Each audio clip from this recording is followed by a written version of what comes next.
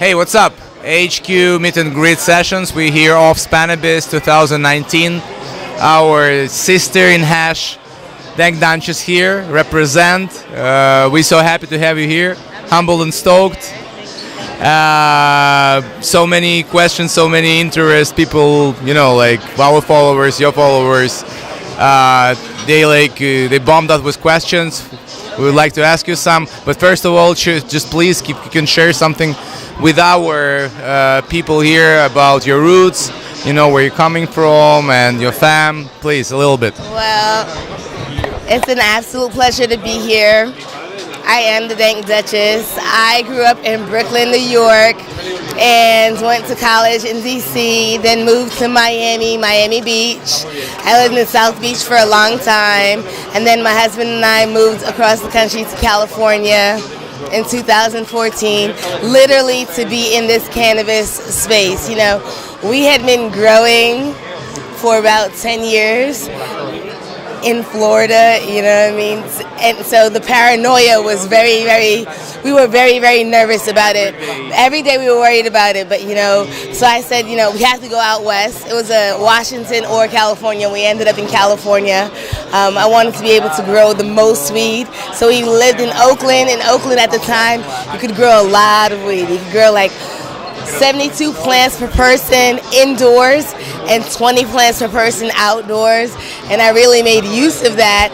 By my second year there, I was growing 59 plants on the roof, and then like 40 plants on the roof in 2017, until my landlord threatened me with eviction. So I'm back indoors, but that's still fine because I'm doing good flower, I'm doing good flower. But in terms of making hash, how I got into hash. Okay, so I came over in 2014, and I was at a good event. I was at my first question. Yeah, that was it, right? I was at this good event. I was at High Times, Santa Rosa, and I was dabbing everywhere. I was dabbing BHO everywhere. I had just gotten to dabbing about a year before, so I was thinking. I'm going to tell you what happened. So I was dabbing everywhere, and then I saw this really nice booth, and I got to the front, and there was all this chocolate on the table, and I don't like chocolate, so I'm just like, what? I'm going to go dab somewhere. I don't even really like chocolate. And a little Frenchman says, "This is not chocolate, this is hashish." And I said, "Well, can you dab it?" He said, "But of course." So I dabbed it. And then that turned out to be Frenchy cannoli, right? So like a month later, I was at another event, and I saw him, and I asked him for coffee because I wanted to understand his journey into hash, because I didn't know anything about hash at all, until I had seen that. And so we had some coffee, and we talked, and we realized we had similar backgrounds. And then he asked me to write about hash in a magazine. And I said, "Oh, sure."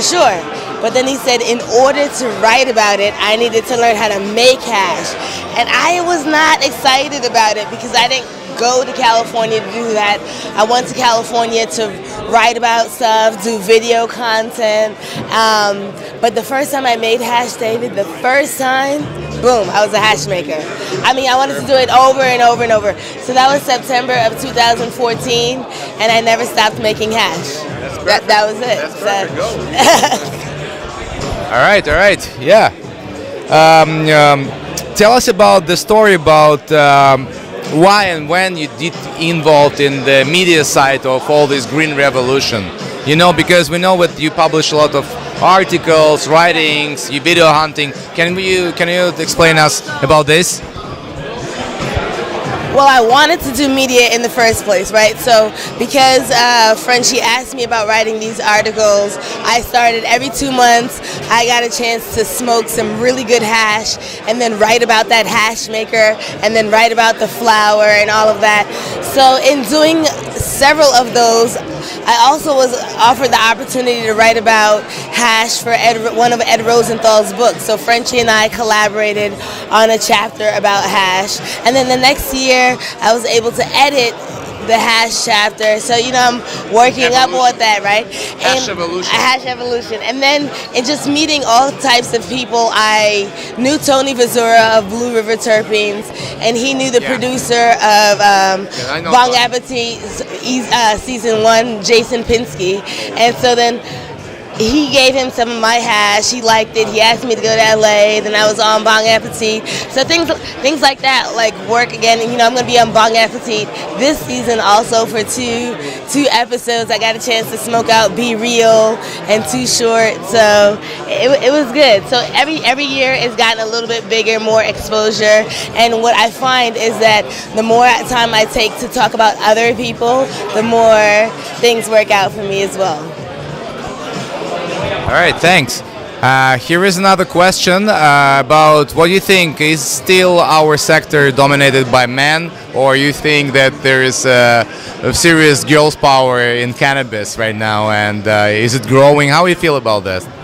Okay, that's two-pronged, because right now, so we're here at this event. Right now, you do have more women than you see at a lot of events, so it still has an imbalance, but in terms of women-owned businesses, we're finding something like 40% of all ancillary businesses, so don't directly touch the plant, but do businesses that are associated with the plant. Those are run by women, and I really like that. I would like to see a lot more businesses with women who are touching the plant, because women make amazing farmers, right? Women make amazing processors. We're so detailed. We pay attention to everything that. Does media pay attention to that fact that I mean, more and more I do feel that media is paying attention to at first we will say maybe 5 years ago it still was about who the prettiest girls are and how skimpy it can be, but I find that now they're respecting women as CEOs, as CFOs. I do find that's happening, and we can always continue the conversation, because sometimes we still fall into stereotypes like making things pink. Pink doesn't necessarily mean that it's going to be for a woman, so we don't want to have something so simplistic, but at the same time I feel like we are progressing. It's progress. That's cool. That's how we're changing it, right? Exactly, that's how we're changing. What empowering advice can you give women who are entering the cannabis industry today? Okay. I think the biggest thing I can tell anybody is go for it, because it's easy to say, or it's tempting to say, there are such and such amount of pre-roll makers, or there are more than enough hash makers or enough growers, but that's not true. The economy is elastic, and we have just, touch the top of the iceberg. So right now is the time to shed any fears that you may have, that people won't understand, that the stigma is going to be too great, because now's the time for you to capitalize on this wildly growing industry. It's now 2019, and it's so much bigger than when I entered the industry at 2014, and it's still projected to get so much bigger. So don't think that you're too late and that you've been seeing about it and everybody's into it. Come into it now. Now is the time. You can do it. Yeah. It's HQ meet and greet sessions number 4, and we already have here Dank Duchess represent girls power in cannabis business. Yes, represent. Boom. Yeah. All right, cool. I got one more question, right? Wait a sec. Where is this? Oh yeah. Do you have any experience? We know that you're an experienced grower, and have you had any experience with the Spanish seeds, strains, and what can you tell us about this? I've been kind of vocal about when in Spain I want to smoke Spanish things, and I have to say I like so many of the Spanish flavors that are so unique that in 2017 I brought seeds back. Because in 2016 I grew the gelato, I grew the sunset sherbet, I grew the lemon haze, a platinum OG, holy headband, and they were nice. I mean, they were super, super nice. But I felt like I was growing what everybody else was growing. So when I got here in 2017, and like I met several people who were growing different things. I got some things from Karma, and trichome jungle seeds, and I brought them home and I grew them out in 2017.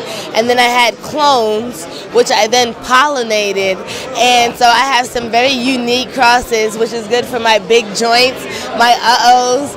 They're like one-offs, so it's a play on words, and different flavors that no one else has, because I like to be unique. I don't consider it like a breeding program or anything like that, because breeders, I really respect them. They take years of pheno hunting to find the right thing. I'm just cross-pollinating for different flavors. But I like it because it makes me me, That's cool. Well, thanks again. It's really cool. It's fourth time we're making this meet and greet sessions in HQ, and I respect, that the fact that you are here, like defending the. I love this fact, it's true. We're changing, and they are changing it, So bravo, I really appreciate it. No, support always, yeah. All right. Thank you.